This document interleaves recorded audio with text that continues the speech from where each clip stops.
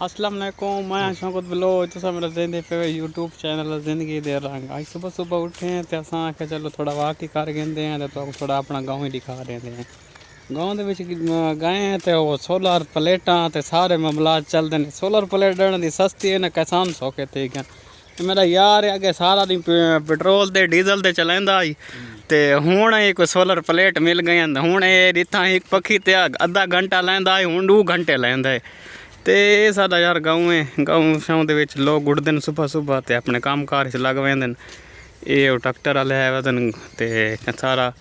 जमीन शमीन बनांदे वदन ते चलो ये उस्ताद ने साडे ट्रैक्टर दे ड्राइविंग दे उस्ताद ने ये वैसे मेरा उस्ताद है अल्लाह बशकेस ते हर काम दा उस्ताद है ते हर सिस्टम दा उस्ताद है सलीम अब्बास जमाली थोड़ा थोड़ा फिरते हैं तो गाँव शाँव दिखाते हैं।